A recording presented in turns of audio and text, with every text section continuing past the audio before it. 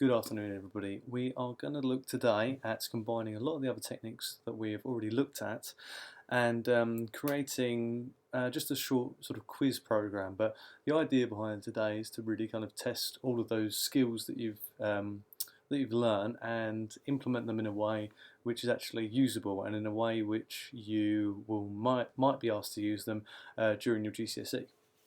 So what we're going to do is we're going to create a quiz program which looks in this text file, finds a quiz number, a question and an answer, and then evaluates a user's input depending on whether or not they've got it right. It's going to chuck out a score for the user once they're done, and if they don't get it right a number of times, it's going to show them that they have no more tries left, and it's going to stop them having any more tries and show them their current score. So what you'll need is a text document like this, and all I've done is I've written the question number, and everything's separated by a comma because we're going to use split on it. So we've got question number, we've got the question here, and then we've got the answer, and then we finish with a comma as well. At the end, once we're all done, I'm just going to put end in. The reason for that is because we're going to do a check for the string end, and if that appears, the program will know there are no more questions, and then it will end the program. There are a couple of other ways to do it. This is just a sort of a quick way to do it, and the reason it's actually appearing 3 times there is that we just need to make sure. I could have put something else in these positions, 0, 0. We just need to make sure there are 3 positions there, or else we'll get a out of range error. We'll go through that in more details in a minute. So first things first, what we need to do is need to open up the file. So just like we've done previously, file equals open, and then we direct Python to what file we want to open. So quiz.txt. Now we want to make sure that we can't do anything to that file, so we need to make sure we open it in read-only mode. So when you're making your own text files, you can add in as many questions as you want about whatever you want, obviously. Just make sure you follow this exact same pattern of question number, comma, question, comma, answer, comma. And then obviously finish it with end, comma, end, comma, end, comma. Before we get started, I haven't actually saved this, so file and save as. I need to make sure that this is saved in the same place as the text document there. So I'm going to save it on the desktop. There they are. Now we'll know where it is. First thing I'm going to do is I'm going to read each line of the open file one at a time. So read equals file dot read line,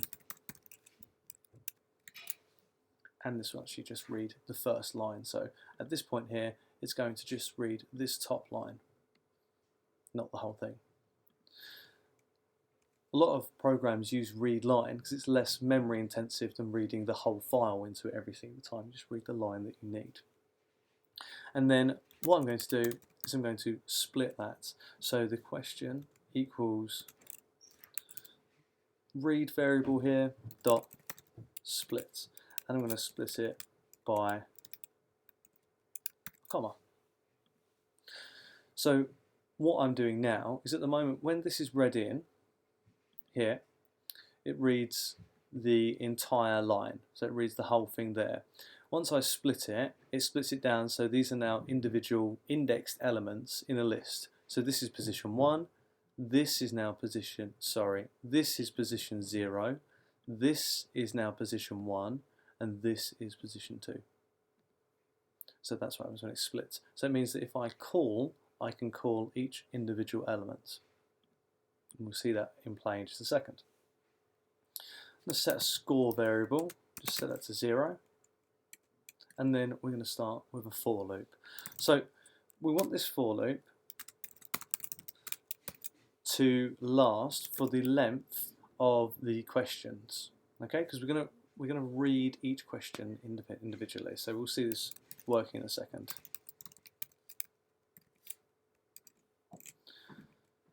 So the for loop here will read for the length of the question variable here. So 0, 1, 2. And what we want to happen first of all is we're going to do the end of game check first of all. So we're going to say if question 0. So if position 0 of this question when it's split is the same as the string end, we're going to print this is the end of the game basically. So all that's happening here is if this element here, which is 0, so this will be at one point, this will be question 0, once that gets read in, it will trigger this if statement and that will trigger the end of the game. So I'm going to print this is the end of the game.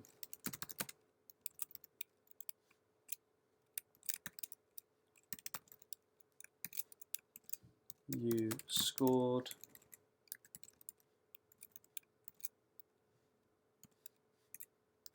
And then the score variable. And once we've done that, we use break, and then that will break us out of the for loop, and then that will basically end the game, providing there's nothing else we put in at the end. And it ends the game in a way that doesn't sort of crash it. So that is the end portion of the game. So this next bit is how to actually code the game. So we've read the first line, we've split the first line, so we now have the question 0, 1 and 2 elements that we can use.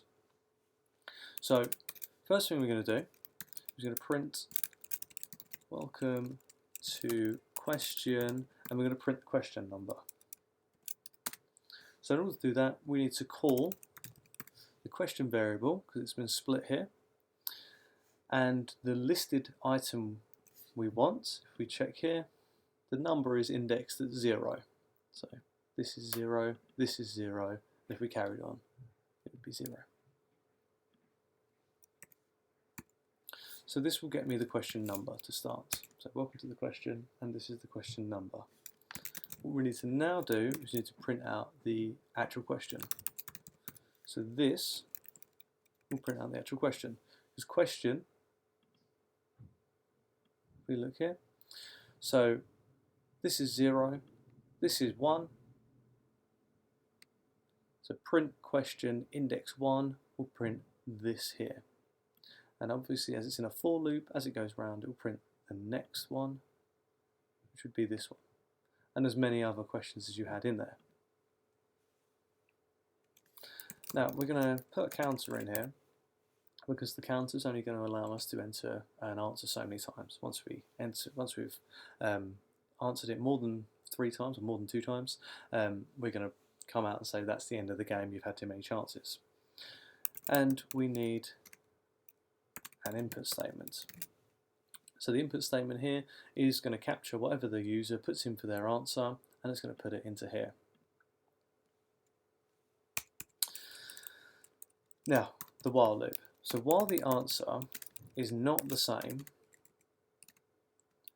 as the question, so while the answer is not the same as the question answer, so the index for the question answer is 2.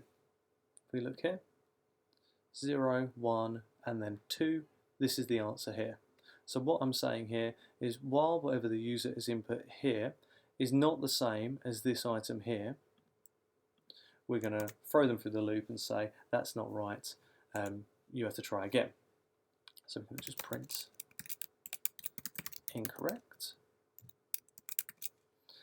and then we're going to remove 1 from the counter, and then we're going to actually put in another if statement here before we go back through the loop. What I want to happen is that if the user has used up all of their goes, so all their counters here have gone, we've gone through this part of the question a number of times, we're going to finish the game and then we're going to chuck out whatever score they got. In order to do that, we're going to do if the counter ends up being less than 1, so if the counter goes to 0, so you run out of lives here, we're going to print you have no more guesses, and we're going to print out their score. So we're going to print here, you have scored, and the score variable.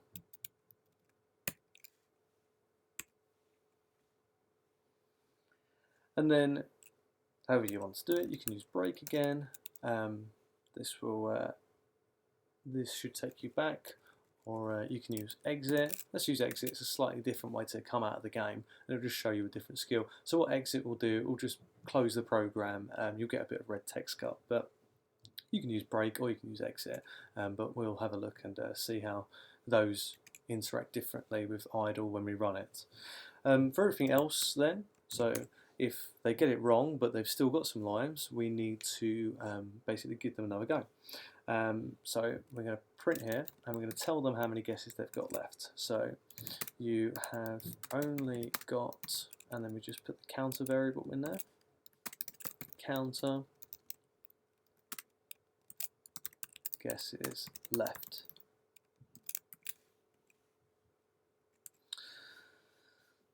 Now, once either the if or the else has been done, we want to give them another go at actually answering the question. So we're going to put the answer equals input again, and this will give them another go at answering the question. I don't want this to be directly underneath else, because I don't want this to only happen here. I want it to happen either way, although really it would only happen there because this would actually break the game, so it doesn't really matter, but just for consistency this should happen. It's not dependent on the if or the else, really. It can happen here. That's coded in what happens while the answer is not equal to while the user's answer is not equal to the answer in question 2 of the text file, so while in position 2 of the text file. So anything which is in this while loop here, so anything within here, this is all when the answer is not correct. So if I make sure I'm in line with my while, so I'm indented once, this will happen if the user gets it right. So this isn't in the while loop, so this will happen if the user gets it right. So if the user gets it right, I'm going to print correct, and I'm going to add 1 to the score.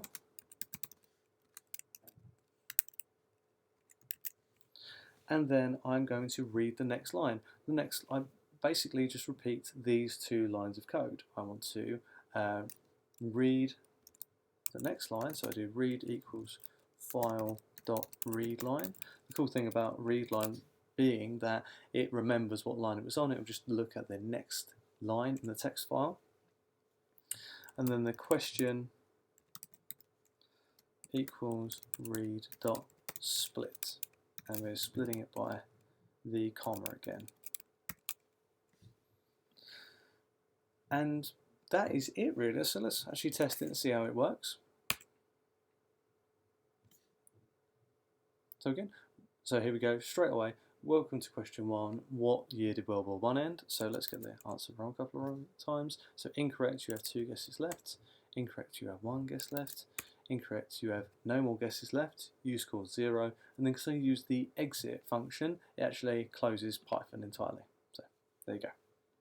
So let's have a look at if we start getting these questions right.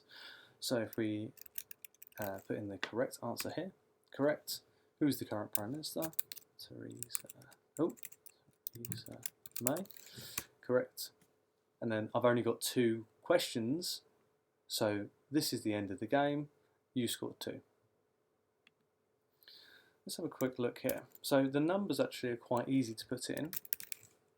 But as soon as you get a name or something like that, even if I put the correct answer in, because it's not exactly the same as the item which is in the text file, I'm going to have an issue there.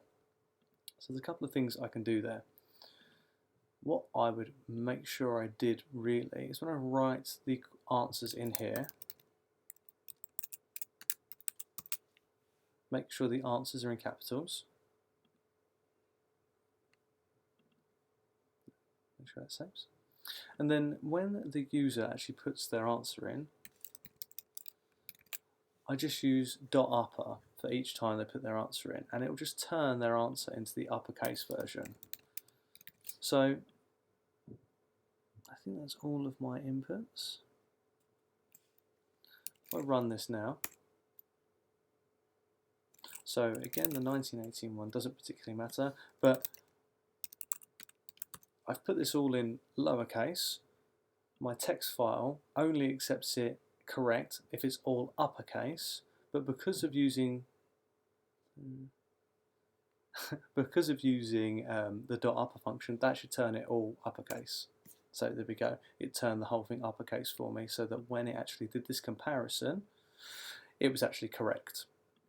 So I hope that's given you some insight there about using the open, read, split functions to actually take text files, run them through Python, and create quizzes that you could actually loop forever. Why don't you try it with a number of different questions and see if you can make something and add little bits onto mine to make it a little bit more interesting. Maybe give different amounts of scores if people have different amounts of guesses and things like that. Okay, so I hope you got a lot from that, and we will see you next time.